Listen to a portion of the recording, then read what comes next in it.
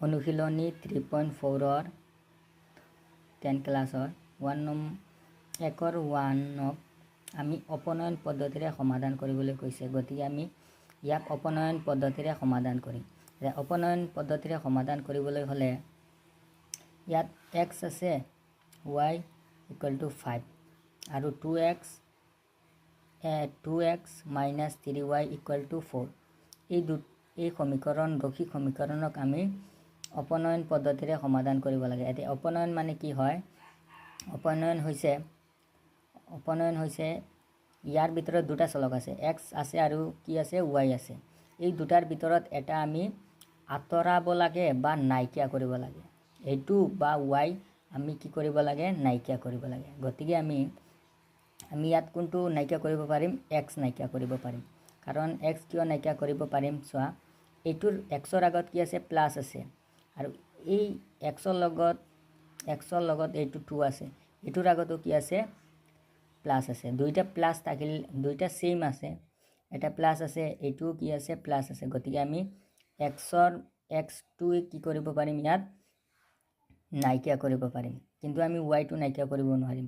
কাৰণ এইটোৰ আগত প্লাছ আছে, এইটোৰ আগত কি আছে? মাইনাছ। গতিকে আমি y2 অপনয়ন কৰিব নোৱাৰিম। গতিকে আমি xৰ মানটো অপনয়ন কৰিম। এতিয়া xৰ মানটো নাইকিয়া কৰিবলৈ হ'লে ইয়াত কি আছে? x, ইয়াত এটা x আছে, ইয়াত কেইটা আছে? x, ইয়াত কেইটা আছে? দুটা x। গতিকে আমি ইয়াত দুটা, যিহেতু দুটা x আছে, ইয়াতো কেইটা বনাব লাগিব? দুটা x। দুইটা সমান বনাব লাগিব। মনত ৰাখিবা, আমি এইটো মান কাটিম, xৰ মান কাটিম। গতিকে আমি ইয়াত 2 আছে, ইয়াত এটা আছে x আৰু ইয়াত কেইটা আছে? দুটা। গতিকে দুইটা সমান বনাব লাগে। এতিয়া সমান বনাবলৈ হ'লে আমি কি কৰিম? এইটোৰ আগত কি আছে? 1 আৰু এই 2ৰ কি ল'ম? লসাগু। 1 আৰু 2ৰ লসাগু ল'লে কিমান হয়? 2 হয়। কিমান হয়? 2। গতিকে আমি সলিউশন কৰিম।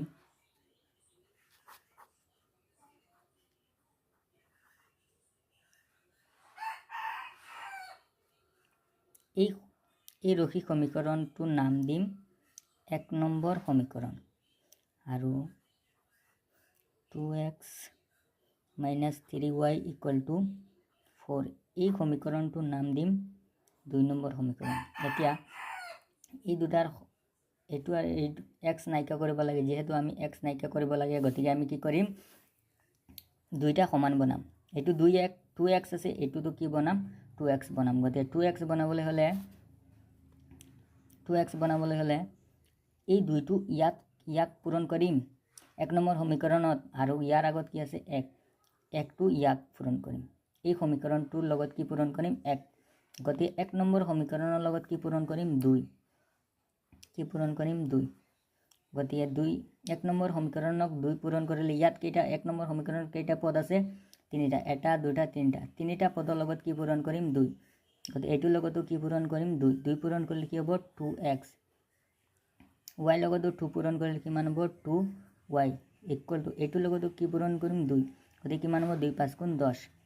গতিকে এই সমীকৰণটোৰ নাম দিম 3 নম্বৰ সমীকৰণ। এতিয়া 2 নম্বৰ সমীকৰণৰ লগত কি পূৰণ কৰিম? 1 পূৰণ কৰিম, কাৰণ এইটোৰ আগত কি আছে? 1 আছে। গতিকে এই সমীকৰণটোৰ লগত কি পূৰণ কৰিম? 1।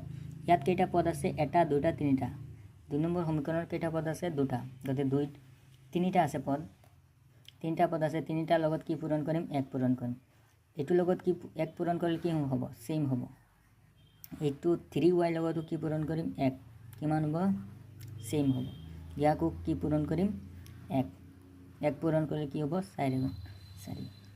এই সমীকৰণটোৰ নাম দিম 4 নম্বৰ সমীকৰণ। গতিকে এতিয়া আমি কি কৰিম?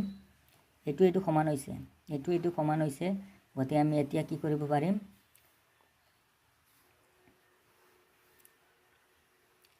3 নম্বৰৰ পৰা 4 সমীকৰণটো কি কৰিম? মাইনাছ কৰিলে এইটোৰ আগত কি আছে? প্লাছ। এতিয়া কি হ'ব? মাইনাছ। এইটো মাইনাছ আছে, কিন্তু উল্টা হ'ব। কি হ'ব? উল্টা। এইটো মাইনাছ আছে, এতিয়া কি হ'ব? প্লাছ। এইটোৰ আগত 4ৰ আগত প্লাছ আছে, গতিকে এইটো কি হ'ব? মাইনাছ। এইটো কি হ'ব? কেনচেল হ'ব। কাৰণ এইটোৰ আগত প্লাছ এইটোৰ আগত কি আছে 2ৰ আগত কি আছে মাইনাছ গতিকে এটা প্লাছ থাকিলে আৰু এটা মাইনাছ থাকিলে সদায় কি কৰিব লাগে মাইনাছ কৰিব লাগে 2ৰ পৰা 2 গ'লেগে কিমান হয় 0 0টো আমি লিখিব নালাগে গতিকে কেনসেল কৰিছো এইটোৰ আগত প্লাছ এইটো 3y ৰ আগতো কি আছে প্লাছ আছে গতিকে প্লাছ হলে কি হ'ব যোগ কৰিম 2টা y আছে আৰু ইয়াত কেইটা y আছে 3টা 2টা আৰু 3টা y যোগ কৰিলে কিমান হ'ব 5টা y হ'ব পিছত কি হ'ব ইকুৱেল ইয়াৰ আগত 10ৰ আগত প্লাছ আছে আৰু 4ৰ আগত কি আছে ইয়াত কি আছে মাইনাছ গতিকে 4ৰ আগত কি আছে মাইনাছ গতিকে এটা প্লাছ আৰু এটা মাইনাছ থাকিলে সদায় কি কৰিম বিগ কৰিলে কিন্তু ডাঙৰ সংখ্যাৰ পৰা বিগ কৰিব লাগে তে 10ৰ পৰা 4 গ'লে কিমান 6 এটা যেহেতু ডাঙৰ সংখ্যাৰ আগত প্লাছ আছে গতিকে এইটোৰ আগতো কি হ'ব প্লাছ এটা আমি y ৰ মান ওলাম y ৰ মান ওলাবলৈ হলে এই 5টো খুফালে দিলে কি হ'ব তলত যাব আৰু এইটো ওপৰত যাব এতিয়া y ৰ মান কিমান হৈছে 6/5 এতিয়া আমি কি কৰিম এই y ৰ মানটো আমি 1 নম্বৰত বহুৱালে হ'ব আৰু 2 নম্বৰত বহুৱালে হ'ব 1 নম্বৰত বহুৱাম বা 2 নম্বৰত আমি 1 নম্বৰত বহুৱালে এই যি হ'ব গতিকে আমি y ৰ মানটো 1 নম্বৰত বহুৱাম গতিকে লিখিম ইয়াত 1 নং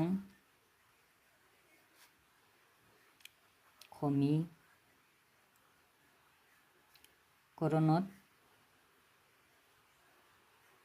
y ৰ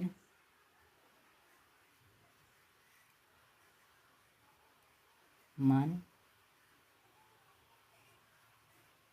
বহুৱাম 1 নম্বৰ সমীকৰণত বহুৱাম x ৰ মান গতিকে y ৰ মান বহুৱাম 1 নম্বৰ সমীকৰণটো প্ৰথমতে লিখিলো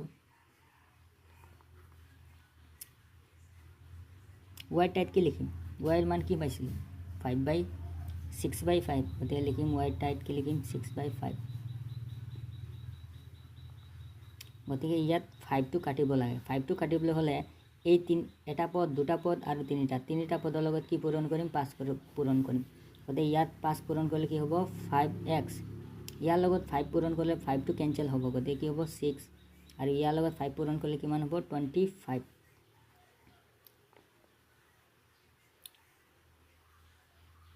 এইটো আৰু এইটো মিল আছে গতিকে এইটো মিল আছে সদৃশ্য আছে গতিকে আমি এইটো 25টো খুফালে আছে গতিকে এই 6টো খুফালে নিম এইটো খুফালে গ'লে কি হ'ব মাইনাছ হ'ব প্লাছ আছে গতিকে কি হৈছে মাইনাছ গতিকে কিমান হ'ব